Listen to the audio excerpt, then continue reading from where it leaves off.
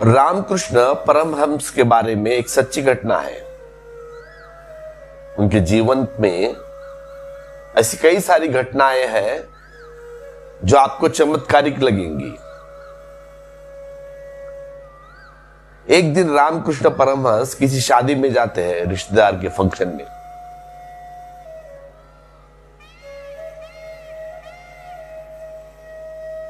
तो वहां पे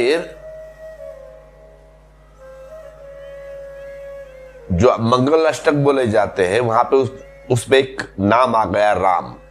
अब जैसे ही राम का नाम आ गया तो परमहंस उठ के भजन करना शुरू हो गए, राम नाम जपने लगे। अब वो जो शादी थी वो तो शादी तो गई, लोग रामकृष्ण परमहंस के भजन ही देखते रहे, सुनते रहे, इतने मधुर गाते थे वो।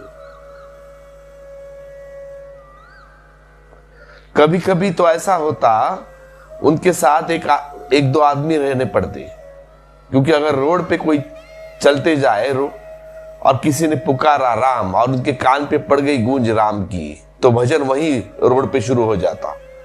तो पुलिस वाले आके कहते हटाओ ही नहीं, ये क्या चल रहा है। तो हर वक्त उनके साथ कोई ना कोई रहता ही। कोई गलती से राम का नाम ले ले उनके सामने, राम का नाम लिया, बस भजन शुरू हो गया परमहंस का। ऐसे थे रामकृष्ण परमहंस, अलौकिक व्यक्ति एक। अब जो भजन बोलते थे वह सच्ची प्रार्थना है, क्योंकि उन्होंने भगवान को पा लिया। मैं इसीलिए कह रहा हूं, ये बात जिक्र इसलिए हुआ है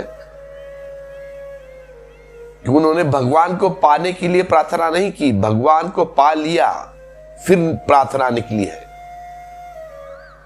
प्रार्थना एक शराब है, और ये शराब जब तुम पी लोगे तो जीवन में एक अलमस्ती होगी, और प्रार्थना उस अलमस्ती का एक रंग है। तो फिर नृत्य होगा, गीत होगा, और ये सब उस अलमस्ती की धाराएं है। और इस अलमस्ती की गंगोत्री से प्रार्थना की गंगा उत्पन्न होगी, उस अलमस्ती की गंगोत्री से प्रार्थना की गंगा की धाराएं बहेगी, जो मीरा को हुई है। अब लोग कहते हैं मीरा ने परमात्मा को गा गा कर पाया है। गलत सोचते हैं, गलत बोलते हैं। मीरा को तो जीवन का साधारण गणित भी नहीं आता था। मीरा ने गाया है क्योंकि पहले परमात्मा को पाया है, इसीलिए गाया है।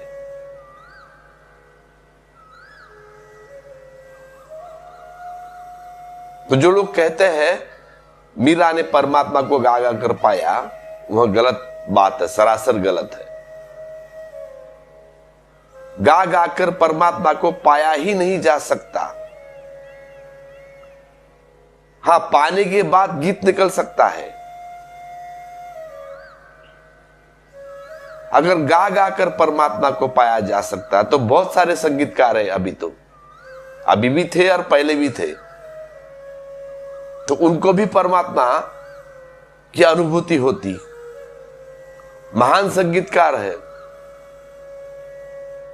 जो हमेशा भगवान के ही गाने गाते हैं।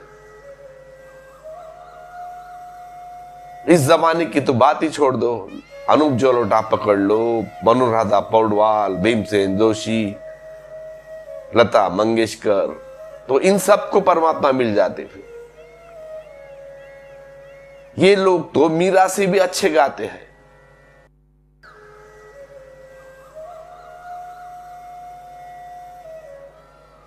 उनके स्वर मीरा से भी अच्छे हैं।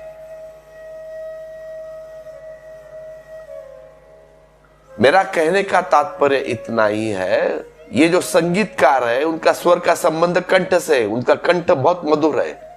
हाँ, उनको आप कोकिला कह सकते हो, स्वर भास्कर कह सकते हो, पंडित कह सकते हो, लेकिन मीरा का जो भजन है, गीत है, निकलता है, वह उतना भी उनके बराबर नहीं होगा इन संगीतकारों के जैसा।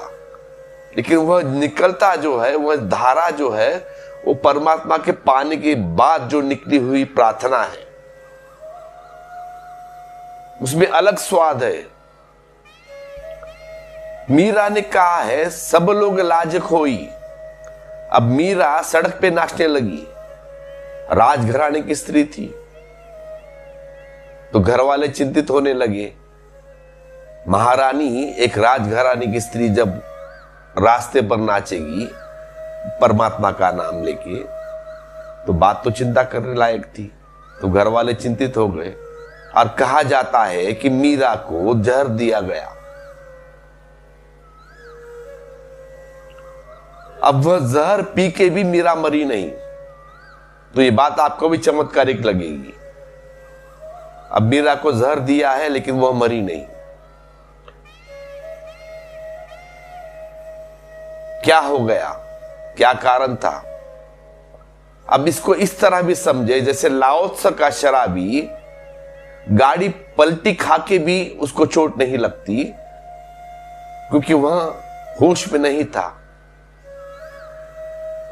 वैसे ही मीरा होश में नहीं होगी, क्योंकि सारा अहंकार जब मिट जाता है,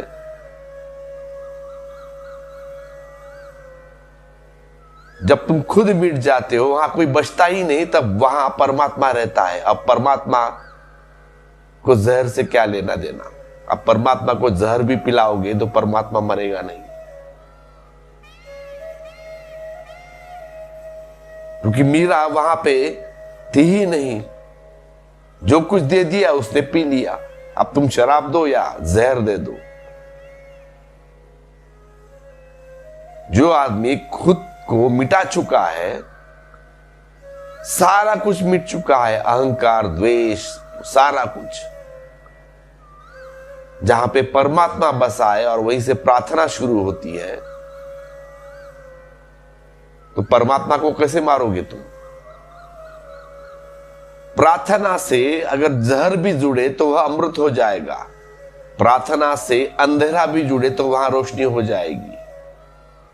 तो जो लोग बिना प्रार्थना के परमात्मा के भजन गा रहे हैं, गीत गा रहे हैं, उसका कोई मतलब नहीं है। इसलिए परमात्मा से ये पृथ्वी खाली की खाली है, रेगिस्तान जैसी। अब इस रेगिस्तान में नकली पंडित, नकली पुरोहित, नकली मौलवी, सब नकली पादरी है, जो परमात्मा का भजन गा रहे हैं, कीर्तन गा रहे हैं, उपदेश दे रहे, जहां पे परमात्मा को तुमने पा ही नहीं लिया और प्रार्थना कर रहे हैं। ये सब नकली है, इसका कोई मूल्य नहीं।